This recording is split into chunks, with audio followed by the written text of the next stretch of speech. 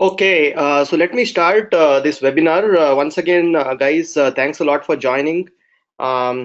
This is Sudhir Pai, CPA and CEO of MyTaxFiler and Sudhir Pai, CPA PLLC. Today we are going to talk about President Trump's tax reform bill that got signed into law on December 22nd and its implications. I am sharing a presentation with you as well as talking over the internet and there are a lot of things that I'll be covering in today's 1 hour's presentation. And here is a quick disclaimer. Whatever I say, it's not a legal advice or a tax advice. It's not a sales pitch. And whatever examples and strategies that we demonstrate on today's presentation are pure examples and based on IRS's guidelines and assumptions. So if there is anything that we can do to help you, to give you a specific guidance, note, or any tax planning strategy, please do contact us. You can write to us at tax@mytaxfiler.com. You can see the email address here in the footer. So you can contact us by emailing us at any point of time. So the agenda for today's webinar, we are going to talk on the impact of this tax law change on individuals, businesses, which includes C corporations as well as S corporations, LLCs, and limited partnerships, which are known as pass-through entities. We'll also talk about itemized deductions. What are the impacts of the law change on itemized deductions?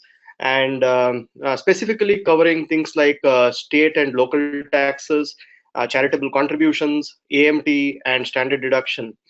We'll also be covering a few other aspects to which are touching estate tax planning as well as the 529 saving accounts and a few other topics as part of this webinar's agenda. Before I start, I would like to tell you who we are in case you don't know, if you're new to our company. We are a brand. We call ourselves as Global Value Add, and under that we have few brands, as you can see here, and the owners of the brand. Sudhir Pai is me, Sandeep Shroff is my partner who manages My Startup CFO and Global CFO service, and Mr. Mani Manikyavelu, who is the CEO of Franchise for Growth, as well as the entire franchising initiative that we have started for MyTaxFiler and the Montessori brand, which is called Joyous Montessori.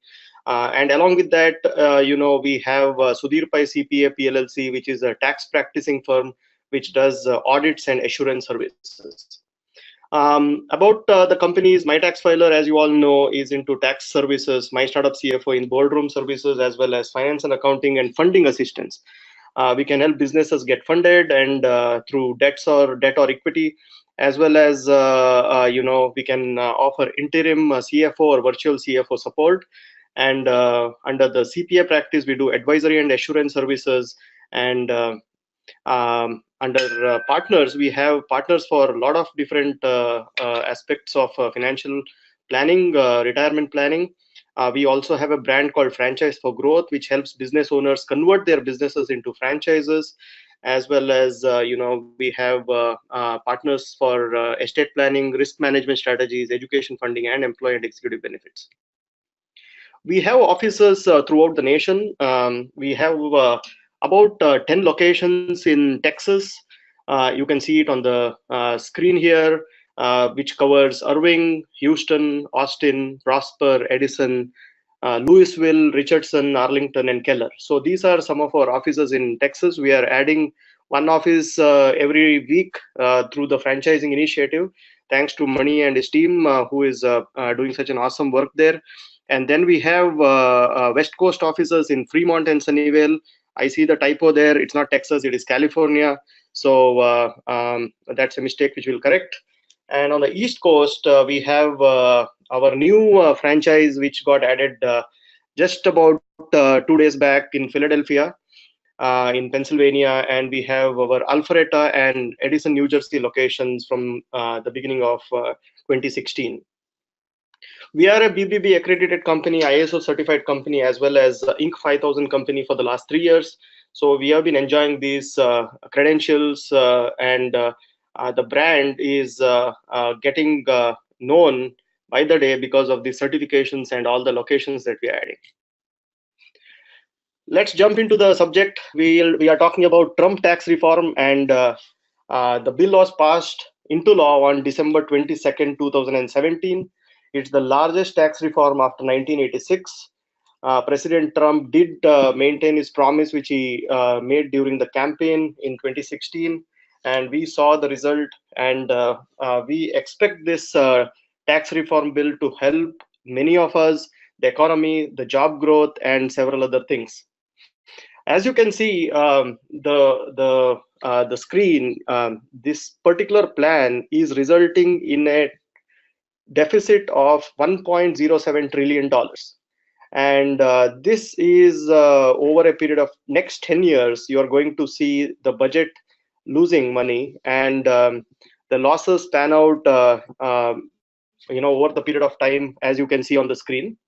The primary provisions of this particular tax bill was to get a tax cut for all the corporates out there, and it did achieve its objective. There was a 40%. There is a 40% shave on corporate tax rates. There is also a 20% deductions for business owners of pass-through entities, which I'll cover later. In the next slides. And there is a temporary tax cut for individual taxpayers, and this expires after 2025, so we can enjoy lower tax rate for 2018 through 2025. And there is also a change for foreign corporations from a worldwide tax system to something called as a territorial system. And there is also a component of deemed repatriation tax and anti-base erosion provisions. So pretty complex subject. I'm not going to cover the foreign part in detail today, but whatever applies to the domestic corporation as well as an individual tax payer in the United States, we are going to cover all that in great detail in the next 60 minutes. So what is that helped us to keep the deficit at just at 1.07 trillion? As it is just at 1.07 trillion, because there are a lot of things that we as tax payers of this economy, of this country, are giving up. Some of the things that we are giving up, bad news first, right? So personal exemptions, which is about $4,050 per individual on the tax return, which applies to the taxpayer, the spouse, and the dependents that are claimed on the tax return. That is contributing about $1.21 trillion to the budget.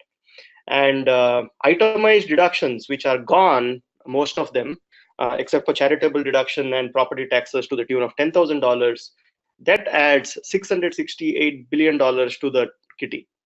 And the repeal of individual mandate. Earlier, there used to be something called as Obamacare penalty, and that was contributing about $314 million, and that has got added because that provision is gone.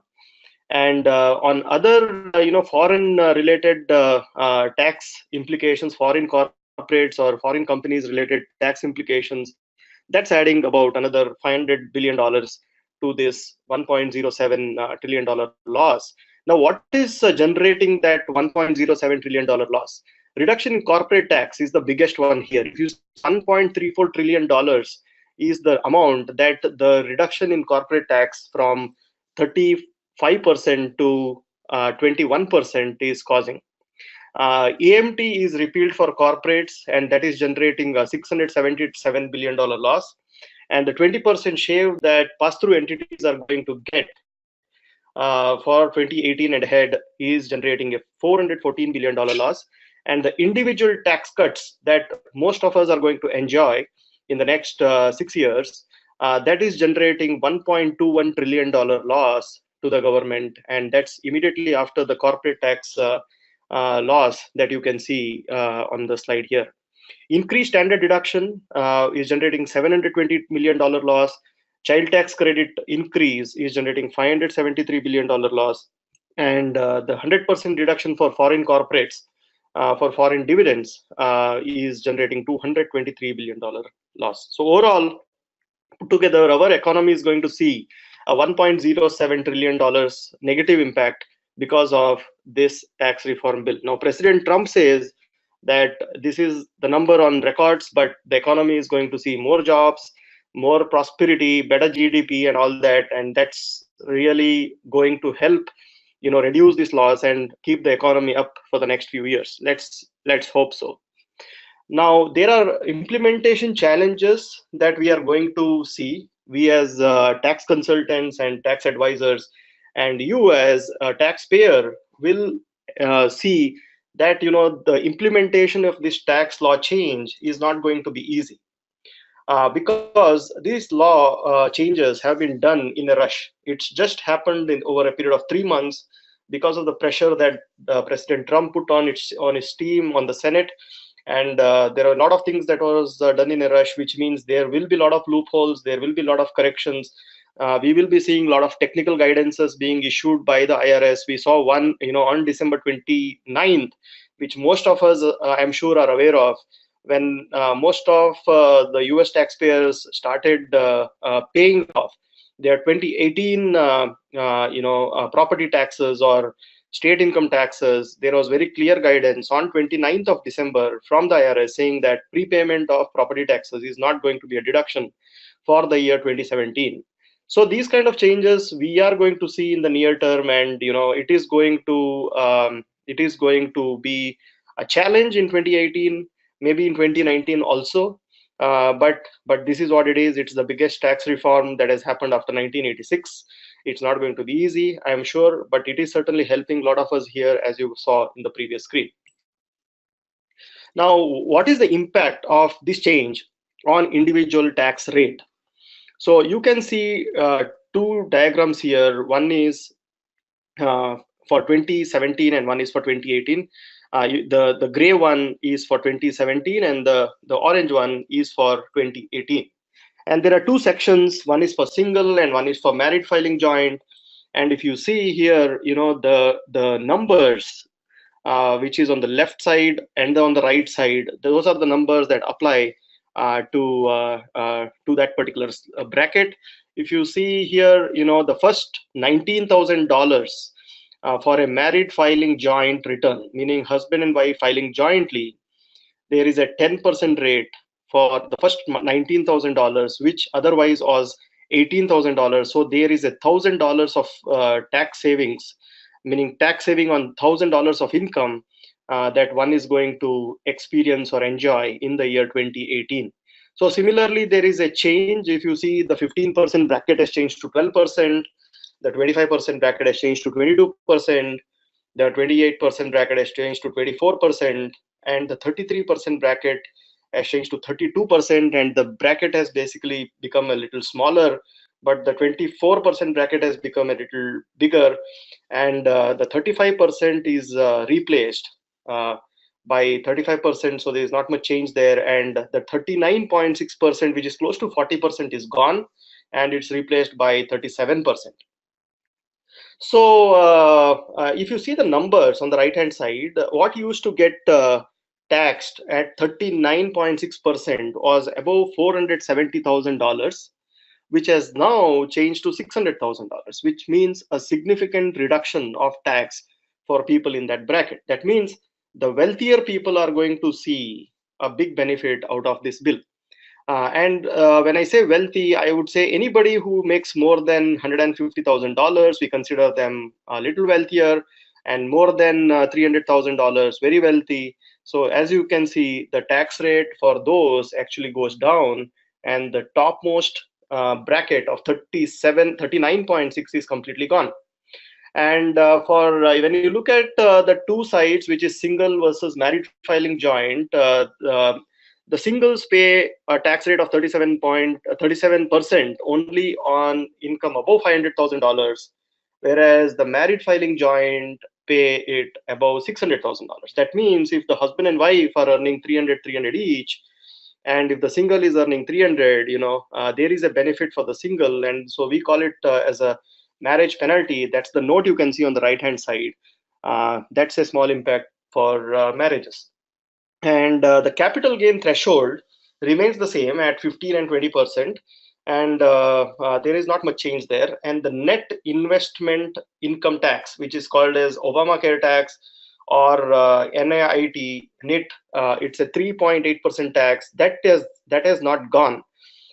We were expecting that to go away because there was a big lobbying for that to go away, but that did not go, for the reason that if that was taken out, that would have added another $800 billion to the overall $1.07 trillion tax deficit. And that was not acceptable, because if that had to take place, then it would had to go through a bigger approval process. So that was something that was let go, and it remains. So the 3.8% net investment income tax remains in 2018 and years ahead. Going to the next slide, what are the changes for individuals? Let's cover this in detail now. The standard deduction for married filing joint has gone up from $18,000 to $24,000. From $12,000 to $24,000. That's a good thing. It is almost doubled up. So those who make less income, when I say less income, anybody who makes less than $60,000 to $70,000, they are going to see a huge benefit, and particularly those who don't have any itemized deductions, such as homes or mortgage interest or property taxes or charities and all that. They are going to see a huge benefit because of this change. And those are the voters, right? There are a lot of voters who are in that category, and President Trump has kept them happy by increasing the standard deduction. Now, on the flip side, if you see the green, you see some in red and some in green. What it means is red is bad news, green is good news. The personal exemptions of $4,050 per person is gone. Which means if you are a family of 4 members, that's $16,000 benefit gone. So basically, you are getting a $12,000 benefit from standard deduction and losing $16,000 benefit from personal exemption. Overall, not a good news, but the presentation is still not over. So you saw a tax benefit, and then you saw a benefit because of standard deductions. You saw a loss because of personal exemption. And let's talk about child tax credit now. The new child tax credit, here is the good part. The new child tax credit of $2,000 continues, and they have not taken it out, and in fact, it is increased.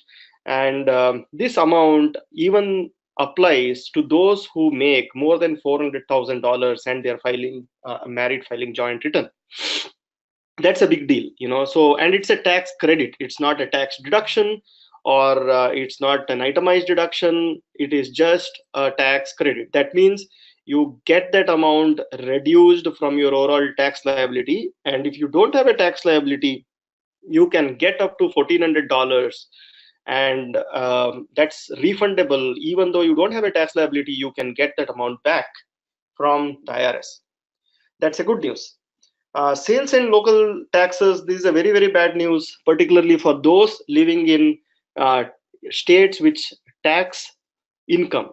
Example, California, New Jersey, New York, Pennsylvania. These are some of the states that tax income, and there is a state tax component that has to be paid to states. Now, if you take California, for example, there is close to a 10% tax rate on very high net worth individuals. And the benefit of that on the federal side, because they used to get that as a tax deduction on their tax return, and that is gone.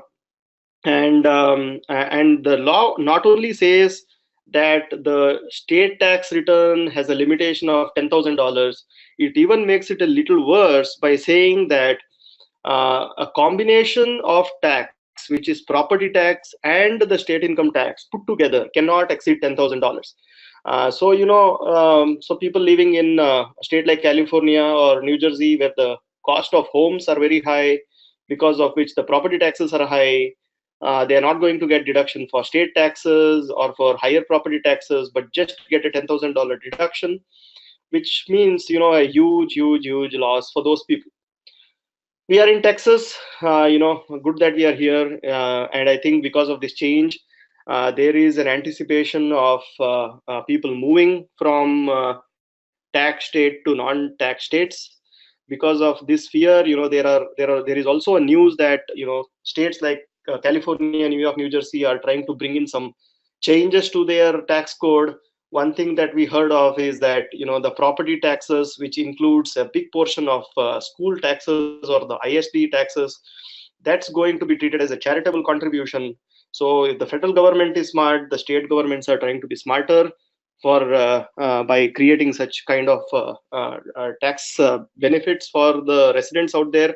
But there is a good chance that IRS can come back and say that that kind of a charitable contribution isn't treated as a charitable deduction on the federal tax return. So we are seeing a lot of quick results from the IRS, quick responses from the IRS, which means that the government is really standing on its heels and trying to close loopholes that come out of this tax reform, and which might not be a great news for people like us, which is the tax consultants and taxpayers. But let's see how it goes. It's very, very early to comment on the future, because this is a new tax law, as I said, the biggest one after 1986. So time will tell. Miscellaneous itemized deduction, which are deductions towards unreimbursed employee expenses, tax preparation charges, or casualty losses, and there are a lot of things that used to be covered under the big bucket, which is called miscellaneous itemized deductions. Now all that is gone from 2018 and up to 2025. So that's gone. Medical expenses, which is an itemized deduction, is the only thing along with charitable deduction that remains. And that there is a little benefit that has been given by the government there. Earlier, medical expenses above 7.5% of AGI used to be taken as a deduction, but now it is 10%. So so there is medical expenses deduction that has been retained. One of the other good news for those who are taking itemization on their tax return, there used to be a limitation on itemized deduction called as the P's limitation, that has been repealed for the years 2018 to 2025. What this actually means is, if you when you do your 2017 tax return, you will see it that your itemized deduction is reduced up to 20% based on certain thresholds, and that 20% reduction no more applies from 2018. This is again a good news, that's why it's in green. Continuing individual tax law changes, home mortgage, that's another bad news. Earlier, the amount of the home value used to be, not home value, the indebtedness or the mortgage amount. The mortgage amount on the house up to $1 million, the interest on that could have been a tax deductible amount. Now that has been reduced to $750,000.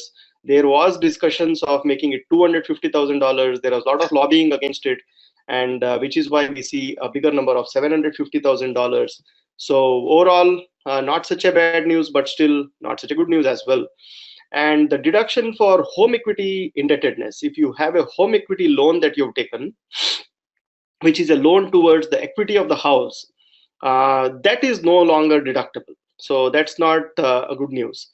And the tax treatment for exclusion on the sale of principal residence, there was discussions in November and December 2017, that that's going to go away, but that has not gone, and that remains, which is a good news. The penalty for not having individual health insurance coverage has gone. The penalty for not having health insurance is gone from 2019 onwards. So the penalty will still apply for 2017 and 2018, but those who don't have health insurance for 2019 onwards, they are not going to see any penalty, which is kind of good news, but not such a good news, because now you will see a lot more people uninsured, not caring about insurance. Hospitals are going to pay bills, the pricing is going to increase.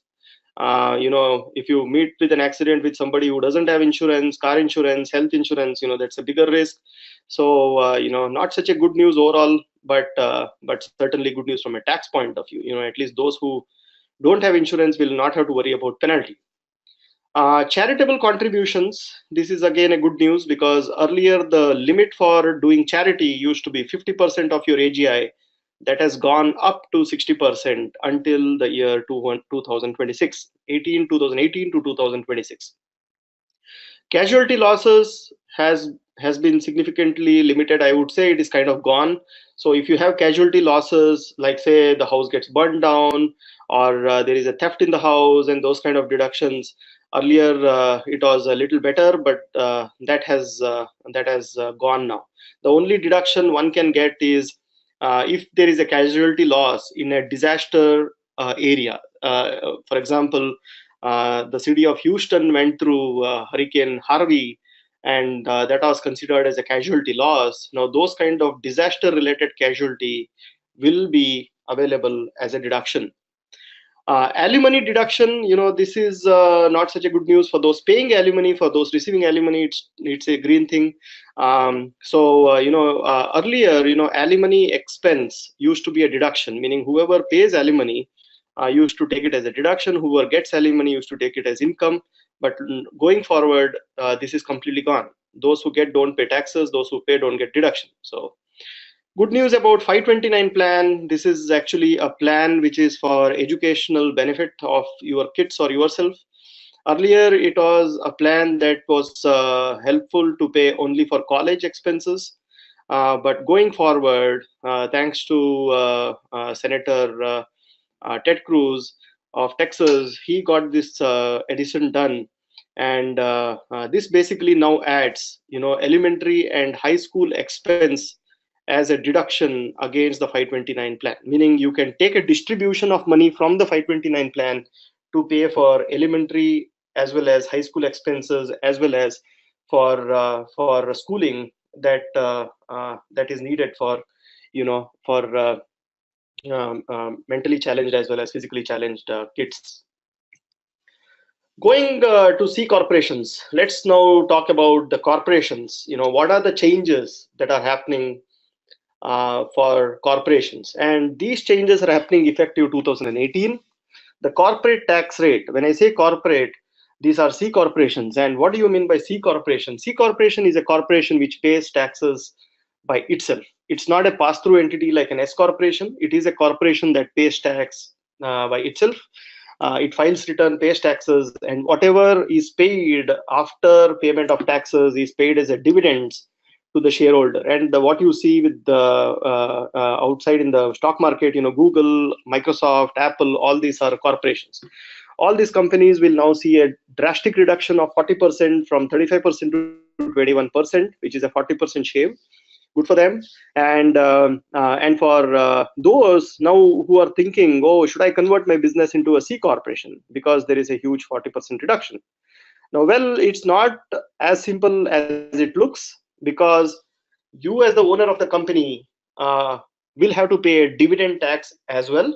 So if you see the small calculation here, if you take a profit of $100 and after corporate tax rate of 21%, that becomes $79. And after dividend tax of 20%, that becomes $63.2. That means the tax of 36.8% is the tax that applies if you take money out of your own corporation. Now, the tax rate that we saw that applies for a married filing joint or for an individual above a certain limit, the highest tax rate is 37%. So it is nothing. There is not a great benefit, and on top of it, you have to pay the net investment income tax of 3.8% on dividends. So overall, I wouldn't say converting a corporation, an S corporation or an LLC into a C corporation is a good idea in the long run. And keep in mind, these changes have happened just now. And if there is any change in the leadership of this economy, Democrats come in and they get this tax reform whole code out of the window, then you are seeing higher tax rate and all that. So for a period of 4 years, if you are not seeing a huge benefit, I don't see a big benefit of converting an S corp into an C corp. Now 21% rate applies even to personal service corporations, which means companies where there is an individual or a bunch of individuals who, using their licenses, are generating income. For example, a CPA is a personal service corporation. Now, a corporation which is run on those lines earlier used to pay the highest tax rate of 35%, and now even they would pay 21%. So it's a benefit for those type of corporations for sure. The AMT for corporates have been repealed, means it's gone, which is a good news for corporations again. Now, going to the pass-through entities, which is what a lot of small business owners have, there is a new section called 199A that has been introduced, and this applies for the years 2018 to 2025. This is a 20% deduction on qualifying business income coming from a pass-through entity. And pass-through entity means a partnership, a corporation, or a sole proprietorship, which is Schedule C on your Form 1040. The effective tax rate for this kind of income will fall a little lower because of the 20% deduction. Instead of 37%, because of the 20% benefit, the tax rate effectively comes down to 29.6. Now, again, it's not as so simple as it sounds. There are a lot of ifs and buts. There are a lot of terms and conditions. So let me cover those here. And I would suggest, if you want to understand this particular section in detail, there is a discussion to be had. There is a impact calculations that have to be done, because it's not that straightforward. 20% will just not go away in one shot. Now, it does go away for those who are in the income range of $157,000 single and $315,000 married filing joint. So if you are in this tax bracket, you don't have to worry about those conditions. None of those conditions apply, and you will get that 20% deduction on your business income. Now, business income includes all kinds of income from that particular business. It's only from domestic sources, and they include Puerto Rico as well in that. And that income doesn't include investment income such as interest, dividend, capital gain, commodity gains, and foreign exchange, foreign currency gains. Excuse me. And qualified business income does not include the amounts that are paid as reasonable compensation to the owner or as a guaranteed payment to the partners of a partnership. That means whatever money you have to pay as the owner of an S corporation as a reasonable compensation. Now, reasonable compensation is a topic that keeps coming up every year. People ask the question and then finally do whatever they feel like doing. But with this calculation, you will see IRS losing money because of the 20% shave that IRS is going to lose, right? Because they are giving you a deduction. Now, the higher the reasonable compensation is, the lesser is the total amount of deduction, which means there is going to be a little bit of enforcement on reasonable compensation. So I would suggest that you keep an eye on doing it right, and not make any mistakes in the way you figure out reasonable compensation. And there are also other limitations and exemptions based on income and qualifying property that this 20% is calculated on. And IRS is yet to develop anti-abuse regulations, because now CPAs like us and tax planners, they would come up with different ideas, such as create 10 companies, related party companies, sale and leaseback type of transactions. And I think IRS is very soon going to come out with something called as anti-abuse regulations, which means whatever they write in those notifications, you are not supposed to do them. The 20% conditions, 20% deduction conditions, it is for a specified service or trade or business. Now, what are not included? Now, if the business is because of services rendered by a doctor, by an attorney, consulting, athletics, financial services, or brokerage services, all these are considered specified service company, and those type of income do not get this 20% benefit. Now, in the last week of 2017, they made an exception to engineering and architectural services. So that means those who have engineering services and architectural services are not considered specified service business, so that can still get that 20% cut. Now, taxpayers who are in this range, $157,000 or $315,000 if it is married filing joint, get the deduction even if they are a doctor or or a CPA or a mortgage company, they still get that deduction, which is a kind of a good news. But usually small businesses make a lot more, is what we have seen, and they will lose this benefit once their income crosses $415,000 in case of married filing joint. So little complicated, not as simple as it sounds. If it is less than $315,000, great. Otherwise, it's going to be a little bit of work on our side. Other changes to businesses, the depreciation component of business deduction, the 50% bonus depreciation is now increased to 100%, which is good. And this applies to properties which has been placed in surveys after 2017 and before 2023. So we have a very short, small window. Not it's not something that applies to many years. It's a short window, but that's okay, right? We are thinking about 2018 right now. Let's focus on 2018. And earlier it used to be only for new property. Going forward, it will also apply for used property. That means if you buy a used equipment for your office, it can get 100% bonus depreciation and you get a complete write-off.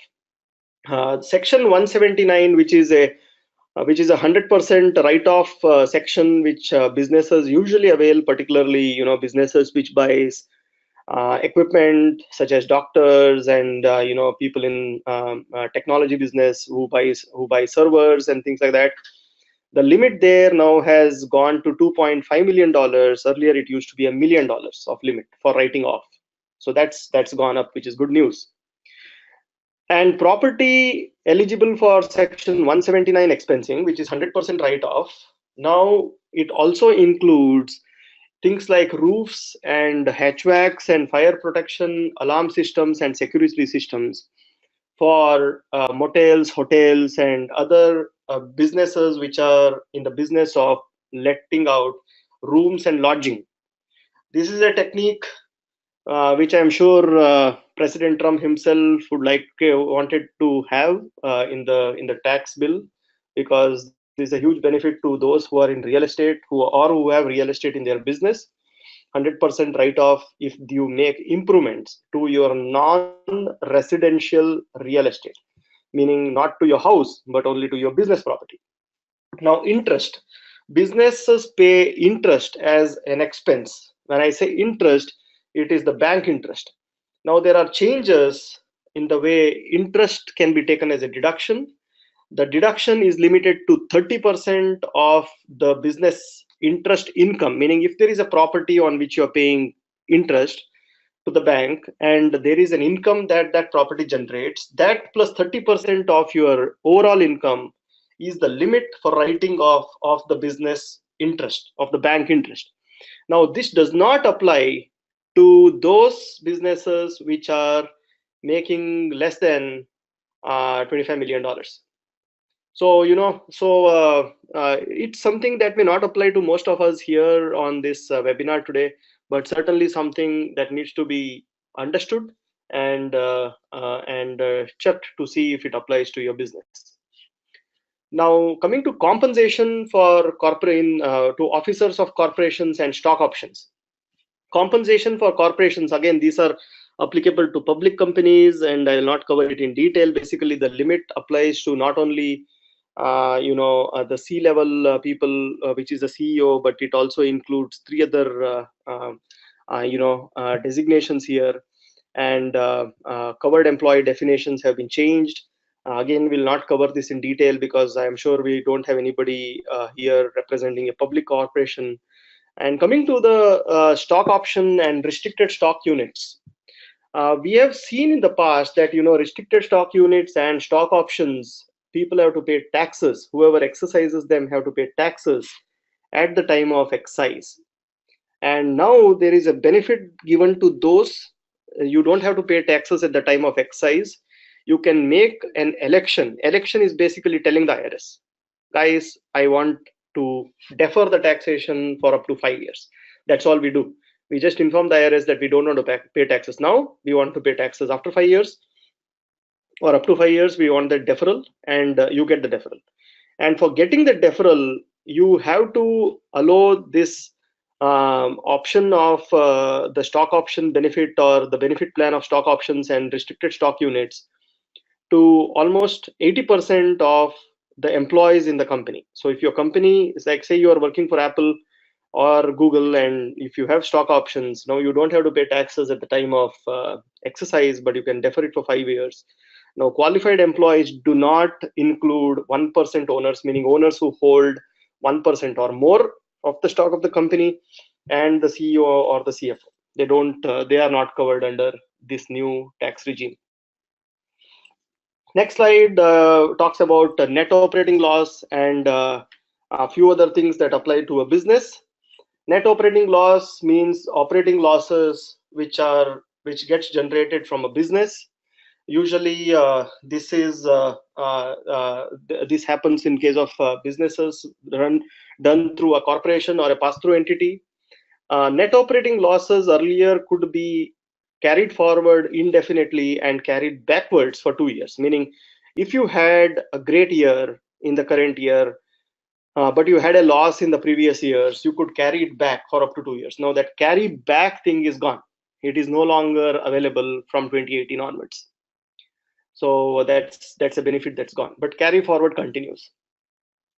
And business losses for non-corporate taxpayers, meaning you as an individual hold a business as a sole proprietorship or as a pass-through entity through your LLC or through a corporation, the losses that you can take on your personal return against your other income, such as the W2 income, is now limited to $250,000 if you're single and $500,000 if you're married filing joint. So you cannot have $1 million of loss from your business eating away into your W2 income, because now there is a cap of $500,000 for a married filing joint return.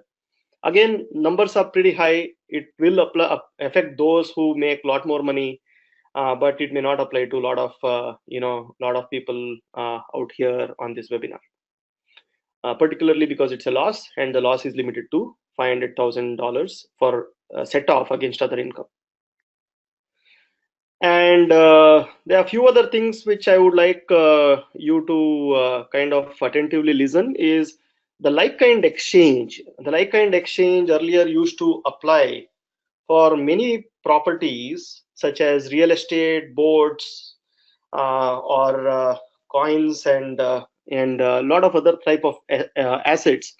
What is a like-kind exchange? Like-kind exchange is where you sell a property and buy a property within certain number of days, and you don't then pay taxes on the sale or on the profits from the sale of the first property. You basically pay taxes only when you sell the second property.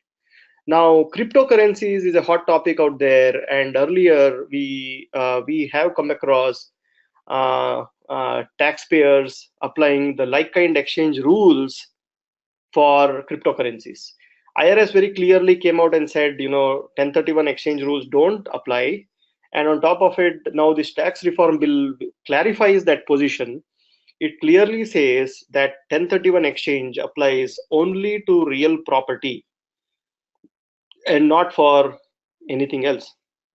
Carried interest, which is basically applicable to the portfolio type managers or people who are in the business of money management or property management, buying big properties and then having carried interest.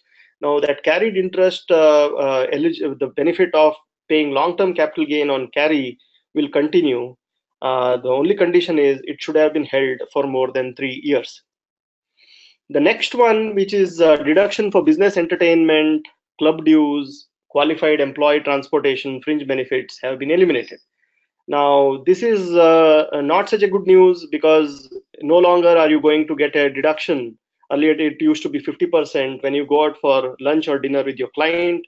It used to be 50% deduction earlier, but now that deduction is gone. But there are certain loopholes here, and we can discuss about this if you want to talk to us. There are ways to kind of deduct, if it is connected with operating of their trade of business. So there is some opportunity for tax planning here. Accounting method changes because of the tax reform bill. Earlier, accounting system had to be accrual based system. If the average receipts of prior 3 years was $5 million, but that has now changed to $25 million. Good news for businesses, because they don't have to follow the complex accrual method up till they reach $25 million in average gross receipts for prior 3 years. This applies to personal services corporation as well, and they don't have to maintain any inventory accounting, or it's called uniform capitalization rule. They don't have to maintain inventories, or follow the uniform capitalization rule, which is good news. And so basically what it means is you can follow cash basis of accounting till your $25 million of revenue. And second, you don't have to do accounting for inventories. You can just write it off when you follow the cash basis of accounting. Long-term contracts for businesses. Long-term contracts means those contracts which extend beyond an year. Businesses which are in the business of construction, or projects which extend beyond 1 year, they had to use something called as percentage of completion method, meaning whatever you complete in a given year, you need to pay taxes on the profit percentage that applies to that year.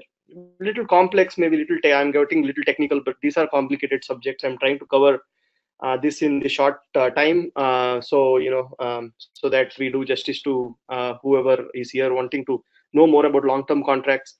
Now, under the new law, the business, any business which has $25 million of gross receipts are permitted to use alternate contract methods, such as completed contract method, meaning you don't have to pay taxes till you complete the project or complete the construction. So that's a good news for some of these businesses. Again, real estate businesses will get a big benefit out of this because of this particular condition.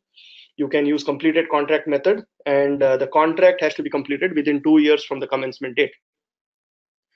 Research and development expenses which businesses spend money on, they have to be capitalized and amortized over a 5-year period. So they have to be capitalized. They cannot be written off in year one. They have to be written off over 5 years. And if it is research and development expense conducted outside of the United States, then it has to go through a 15-year amortization period. The next few slides cover, foreign connections, meaning if you have a company which is a subsidiary of your US corporation, or if you have a US subsidiary of an Indian parent or any foreign parent, there is a big change in the US international tax system. We are moving away from the worldwide tax regime to one that is closer to a territorial, or now it is called participation exemption, which means the foreign income that a US corporation gets in the form of dividends is now exempt from tax, which is a good news for companies which earn dividends from its subsidiaries. They don't have to pay any taxes when they get it again in the United States. So a US corporation which owns more than 10% of income, which owns more than 10% of a foreign corporation, meaning you have a US corporation and that corporation owns, say, an Indian subsidiary, and you have more than 10% ownership of that.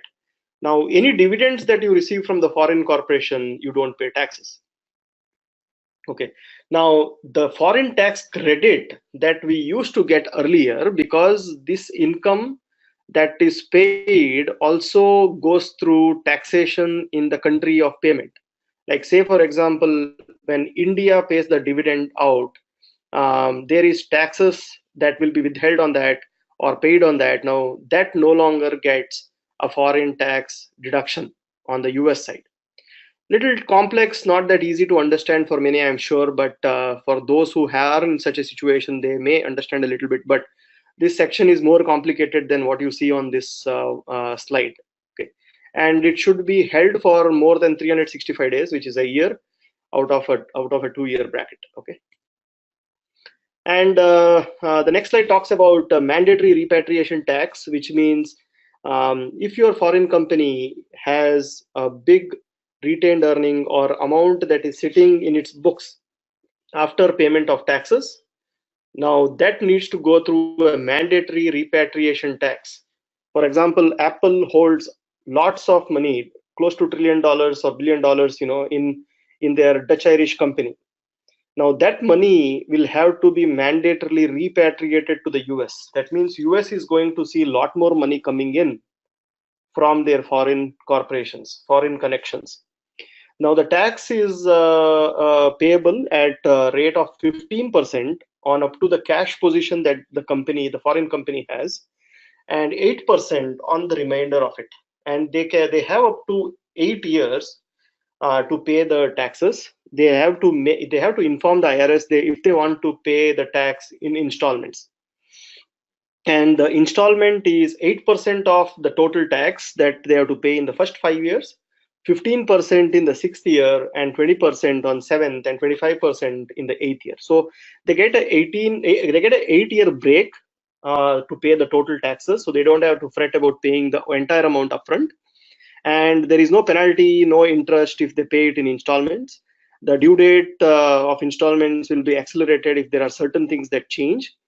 So the bottom line is, you cannot hold money. A US company cannot hold money in a foreign company, by transferring profits there or by keeping money there and show that as retained earning there and have cash sitting in a foreign company. They cannot do that. They have to bring it back and pay taxes on it. So that completes this webinar, folks. And I think I did justice to your time. We spent about 50 minutes and talked about the tax implications of the tax reform law, which has got passed on December 22nd, which applies to the years 2018 and ahead. And we covered individuals, we covered pass-through entities, we covered business income, we covered individual taxpayers. We also covered the complex area of foreign connections. Our tax filing window for this year, meaning for 2017 tax return to be filed, the IRS is opening the window for filing the tax return on January 29th, which means we can start filing tax returns for 2017 from January 29th onwards, and the deadline for 2017 tax return is April 16th, 2018. Our team is open for consultations on tax planning for 2017, tax filing for 2017, any kind of consultations you need for understanding the Trump tax reform better. And you can approach one of our offices in Texas, in East Coast, and in the West Coast. Please do visit us if you have any questions, if you need any help with tax planning or filing, any company formations, bookkeeping, and all those other services. We are open to doing business right away. And if you are waiting for all the documentations to arrive for getting your 2017 tax returns done, please don't wait. Start sending them, because we want you to get the tax refund as quickly as possible. If you are in a refund situation, so do approach us quickly, send us the information. Our offices have started working 24/7 now, and we are open to taking all the information from you and getting your tax returns completed. Given that we have so many offices now through our franchising and licensing programs, please visit us. And if you are one of those who are interested in starting a tax business, this is a great opportunity to come forward and talk to us, because we are training our franchisees and the business partners that we have added to our team. So if you are looking to add an office of MyTaxFiler, because you see that tax business is a great business to be in, a lot of complications, a lot of states to work with, a lot of people to help, and a lot of tax refunds to be received for your clients. So approach us if you want to open an office in your city, and we can help you open one, get trained, and have a very prosperous business. Once again, thanks a lot, guys. We are on the dot. We are just 3 minutes to 12 o'clock Central Time, noon. I hope this presentation was helpful. Please do write to us if you have questions. We are not going to take any questions in this webinar because of limited time that we have. So email us to tax@mytaxfiler.com any questions you may have, and we would take it and reply to it as soon as possible. Thanks all of you. Once again, this is Sudhir Pai, CPA from MyTaxFiler. Thanks everyone for being part of this webinar. Have a good weekend. Thank you very much. Bye-bye.